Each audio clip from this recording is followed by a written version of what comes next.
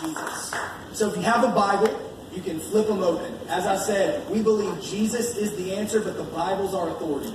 Come on. So we're going to read out of Isaiah chapter 43. Isaiah chapter 43. If you have a Bible on your phone, you can get it out. I'd love for you to put your eyes on it because I don't have the screens as of right now, but hopefully next time we get those working for you. That's right. Speaking in faith, that one copy. Isaiah chapter 43. Give you just a minute to get there. This is Old Testament. This is pre-Jesus coming here to earth. All right, I'm going to start reading in verse 18. This is what the prophet Isaiah says. He says to remember not the former things, nor consider the things of old. What he's speaking to right here is Israel was enslaved in Egypt for hundreds of years. Right? They spent hundreds of years, and God, through these plagues and through a speaker who had a stutter, he freed them, and they came out of the slavery in Egypt. And what he's saying here is, hey, don't even think of that, because I'm going to do something way better than that. Come on. Let's keep reading. Oh, behold, I am doing a new thing, and now it springs forth. But do you not perceive it? And I just want to proclaim that in your life tonight, he is going to do a new thing. And in the upstate of South Carolina, he is doing a new thing.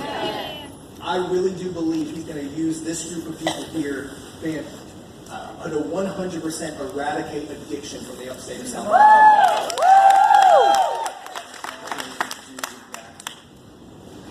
He says this, behold, I'm doing a new thing, now it springs forth. I will make a way in the wilderness, rivers in the desert.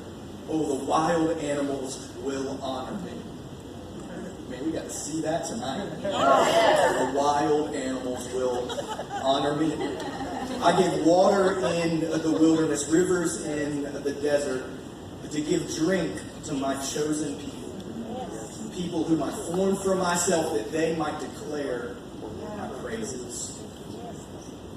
The context Isaiah is speaking into right here is he's speaking into Israel, who had again screwed up and left with God. And he had exiled them out of Israel. And they were in a place that didn't have much water, and this was precious to them. And hopeless. They're like, we're, out of Israel, and as enslaved as we were in Egypt, what are you going to do? And he's speaking to them and saying, hey, I'm going to do a new thing. I will bring you life where you are. I will restore what's been going on. Yet he also has a future context that he's speaking to, and it's about Jesus. So, 3 points real quick for you tonight. 3 questions that each have one answer. Here's question number 1. Who did Jesus come from? Me. Who did Jesus come from? Everyone. That's a great answer. The sick. In our text tonight, he came for the wild ones. He came for the wild ones. Man, when Jesus was on earth, who did he spend time with? He spent time with the prostitutes and the strippers and the drug addicts and the people like you and I. He spent time with the people who the religious system had outcasted. Jesus hung out with the wild ones. And if you're here and you're a wild one, right, you've got a past like me or something other than that, I want you to know that Christ came for you. I don't know if you've ever been to a church service and really said, hey, this is my home, but I hope you feel that here. Because Jesus would have made you feel like that. He chilled with the wild ones. He said this, one time. He said, those who are well have no need of a physician, but those who are sick.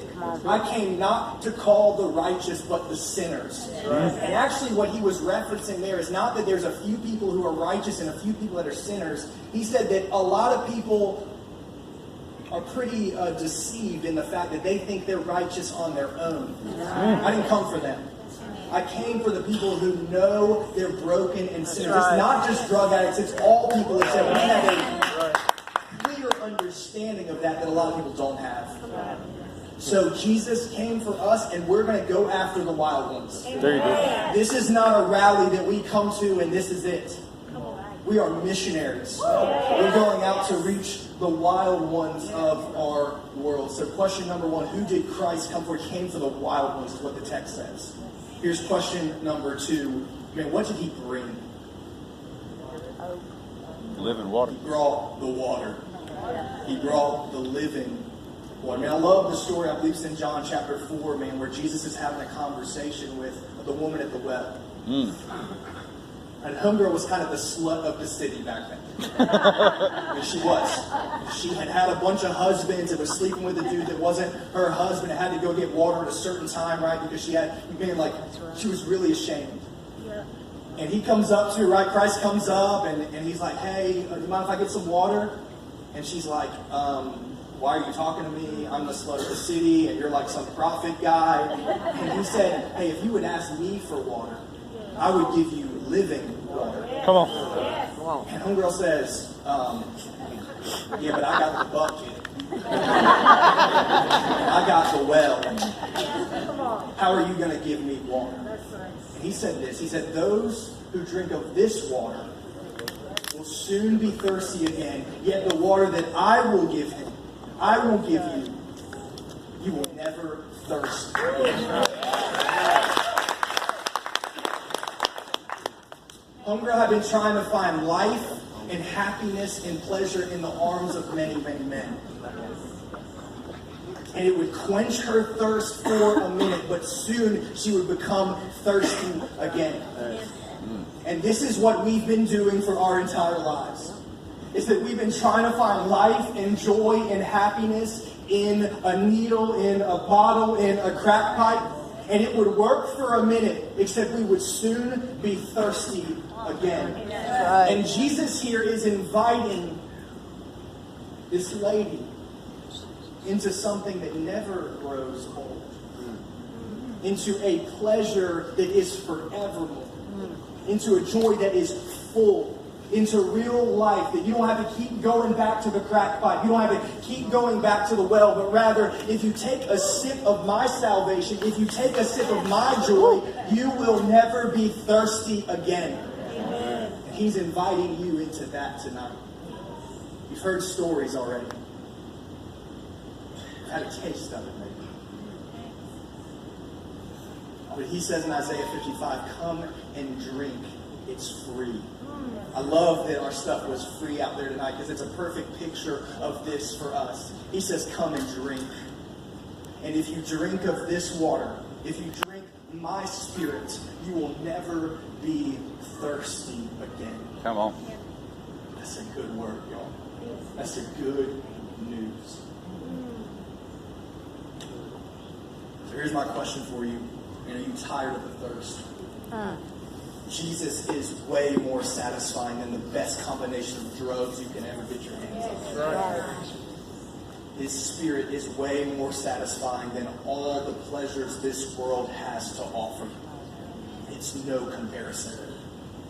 He says in his word that in his presence there is fullness of joy, and at his right hand are pleasures forevermore. This is what he's inviting you into tonight.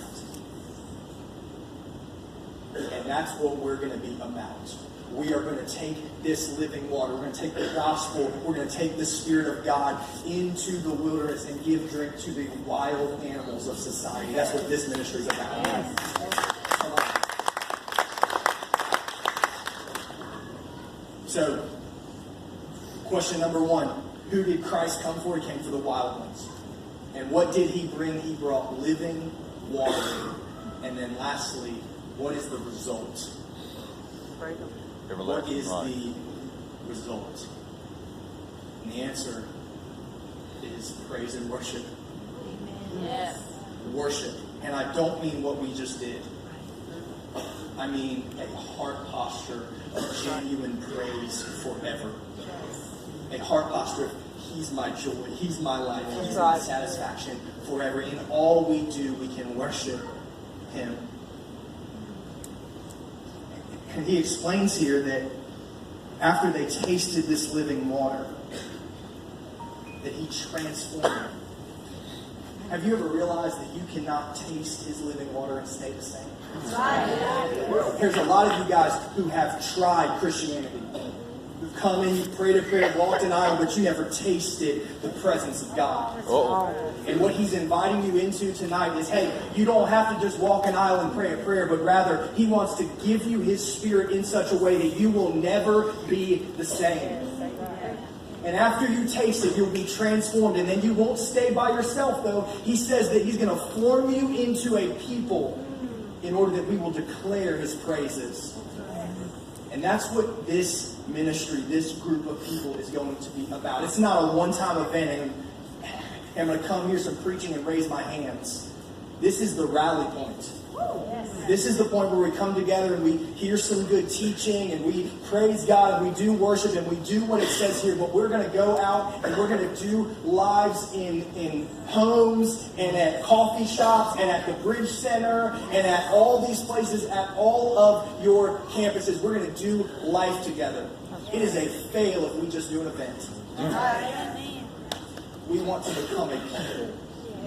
We want to become a people who worship King Jesus. Amen. Who did Jesus come for? Came for the wild ones. And what did He bring? Living water. And what is the result? Worship. Worship.